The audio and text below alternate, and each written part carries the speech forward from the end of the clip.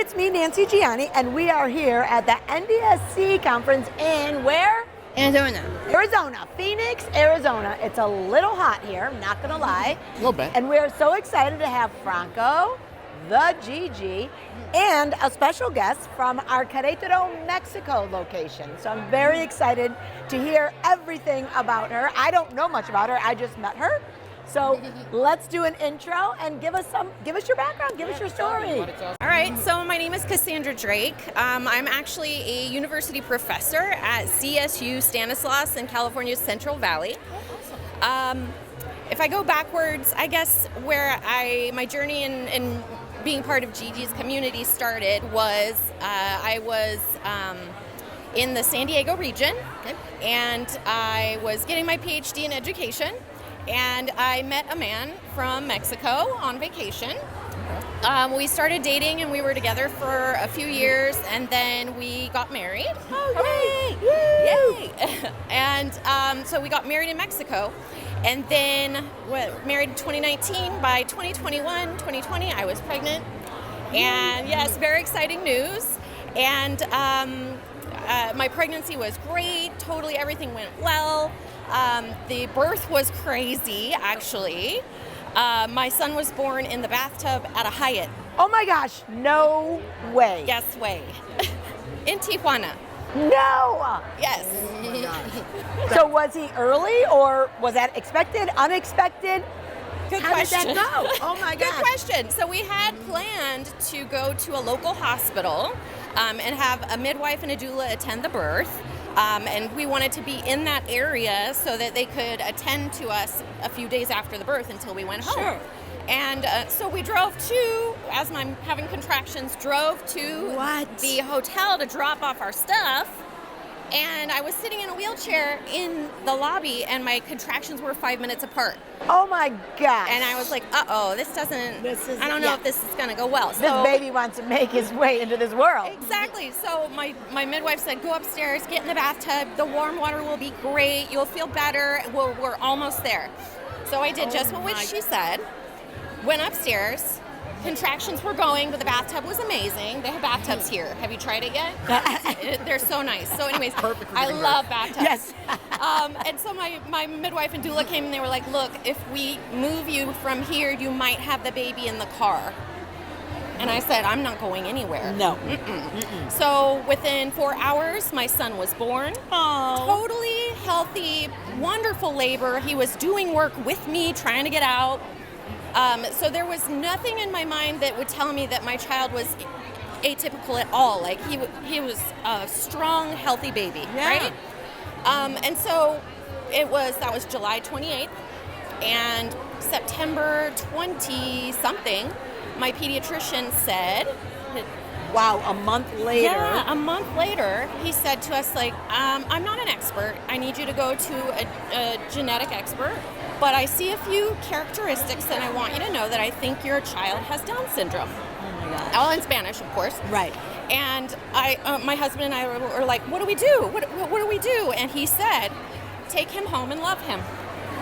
Wow. That's a pediatrician. That's the right kind of doctor. Yes, Oh exactly. my gosh, that's amazing. So that started my journey with DSDN, the Down Syndrome Diagnostics Network, because that's the vision is like positive, non-biased diagnoses, right? And so that's so important because our kiddos, our people with Down syndrome are highly capable, just different, right? Just a little extra. Yes. So that's where we started. Wow. My son is a dual citizen. He's so cool. Mexican and U.S. Love it. And so as we started like progressing through his health care, he did have to have open heart surgery. He's great. He's doing wonderful. But we started I'd have to drive him across the border to go to things. And then we found out about GiGi's Playhouse in San Diego. And so we went to some of the events. We participated in the GiGi Fit. I think it was last year's. Oh, so cool. Yeah, and so great. But through all of this, my husband does not have a visa. Oh. So of course we got married. We got all of our paperwork going. We started the process, but it takes a long time. Yeah. It my does. Gosh, yes. And so I started really struggling because I work full time. And then I was trying also, my husband full-time takes care of our son, but I was also trying to get him across the border to be able to participate and be part of the Down syndrome community. Yeah, absolutely. So we were going to GiGi's, but it was like 2.5 hours to get him to GiGi's. Oh my gosh, yeah. And by the time he got there, he was just grouchy. Yes. And he was exhausted. 2, Right. you know, so it was like really hard. So he would cry, and then I would cry, and we would cry and drive home. Right.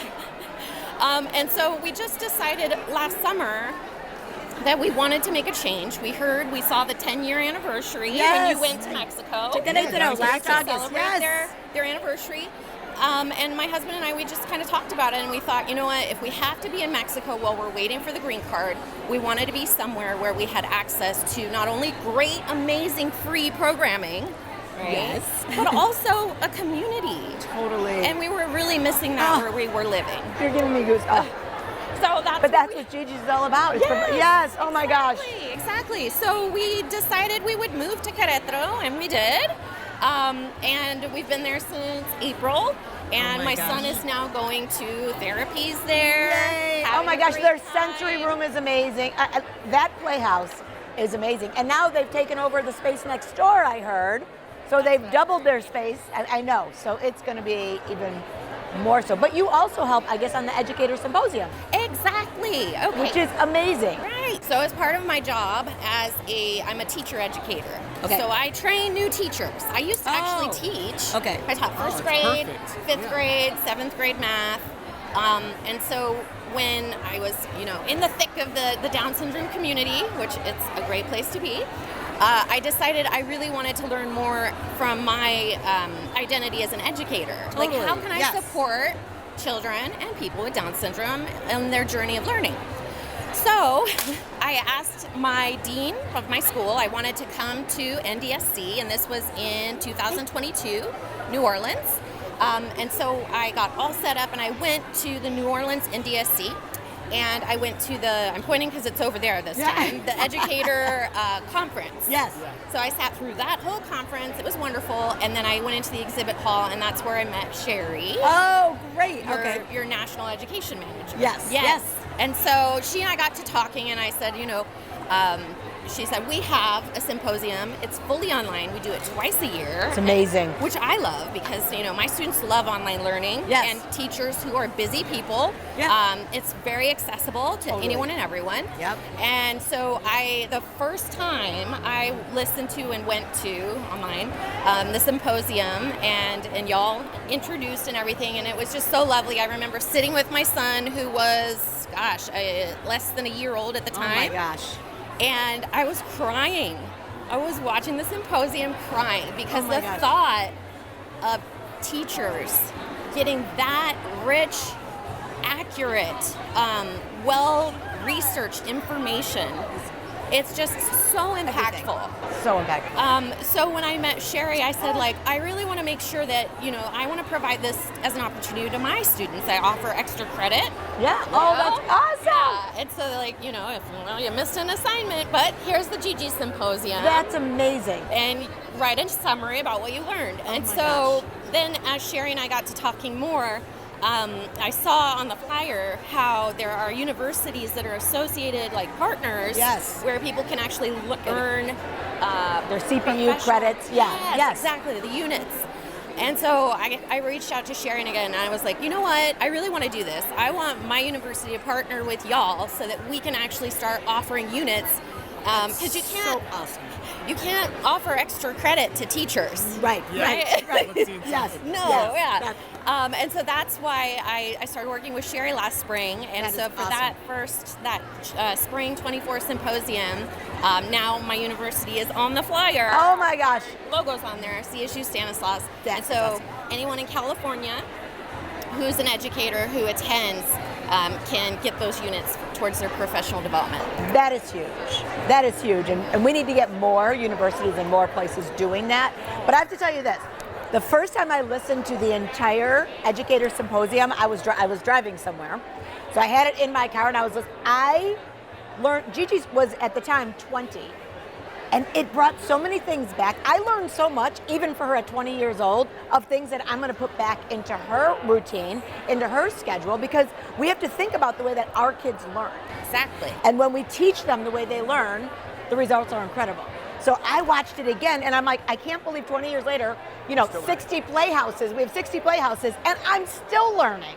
I know, which is amazing. So Educator Symposium, to me, is one of the most important things we can do as parents and as educators, as siblings, to go in there and watch that, because you learn everything about our kids by the most amazing people. We're so blessed by the people that help us put those together.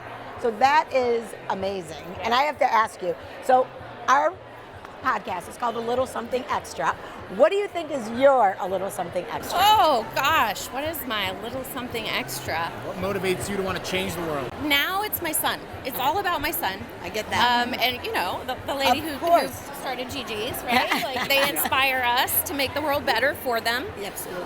But prior to having my son, it was just literally equity, inclusion. I'm an educator, and I always have been. Yes. And so I believe everyone deserves a space in a school system, in wherever that is, but children deserve an education that is free, fair, equitable, inclusive, and we need all sorts of people in our classrooms, not just typically developing children. Totally. So I think Bam! That is your something extra. Truest statement you could possibly say. That's the number one way that we're going to be able to have people be able to get that exposure and understanding of people that may be a little different than them, and they'll then come to realize that they're not really that different after all. Not different at all. Exactly. No, And I know, amen to Jean, that. you have a question. If you had one message to the world, what would it be? We are not all the same, and that's a good thing. Mm-hmm. If we were all the same, it would be a really boring place. Right. And so those of us who are a little bit extra, Yes. we can learn so much from those friends, from those people. And so that's what I would say. I would encourage people, don't be afraid of difference, embrace it, because it's beautiful. It is beautiful. I love it. Amazing message to the world. Thank you for that Couldn't agree more. question. I love that. Do you have anything else you want to say before we sign off? I guess what I would say is, if you're a teacher, please attend the Educator Symposium. You will learn so much. I myself, what I took away from it as a mother is how my child learns, which is, kind of multiple modalities. Like, Yes. I'm teaching him monkey, and so I show him a picture of a monkey and a stuffed animal monkey and a monkey on the TV. Right. And so that's one of the things that I learned, is like having multiple representations of whatever you are learning is one of those great ways. And then for teachers as well, I would say, even if you don't have a child with Down syndrome currently in your classroom, the strategies that you will learn in the Educator Symposium are applicable to not just people with Down syndrome. Totally. Right? Absolutely. Helps you out with understanding how children with autism learn, and we often in our community have that dual Totally. diagnosis, Yep. so that's good too. But the reality is when you are teaching and working towards creating an inclusive classroom environment for the most marginalized students in your classroom, you're also helping other students as well. Yeah. And so that's why I think it's very, very important, because when we are making sure that our students that need supports, need modifications, are getting those things from us, those other students are benefiting too. And what I love about GiGi's Educator Symposium, I've been to other education conferences where I ask questions about learning for children with Down syndrome. And at one I asked, because my son's first language is Spanish. Yes. Obviously I speak English, so he's bilingual. And so I asked, what kind of resources do you have in terms of children with Down syndrome learning and being bilingual? Because the entire conference that I was at was all about teaching them in English. And the answer was, I haven't really seen anything about that. I don't know that exists. Wah, wah. Wah, wah. Yes. Yes. And so what I love about GiGi's Educator Symposium is there's no I don't think that exists. Right. It's like, if it's not here, we will build it, we'll make it happen. And we're doing that in the virtual Playhouse. There you go. Yep. It's happening right now as we speak. Love it. Yes. I messaged the folks that were running, and they came back to me with an email a week or so later with resources on bilingual children, research. Oh, awesome. Yes. And so that's the thing, is GiGi's, there's no I don't think so. They will find the answer. Awesome. And they did for me. And so that's another reason why I'm so invested. Oh, that's so awesome. So invested in your Playhouse and what you all are doing for everybody. Thank you so much. And thank you. Oh my gosh. Well, thank you for being here. Oh my gosh. And there you have it. Another episode of A Little Something Extra, NDSC conference time. 2024. 2024. Peace out.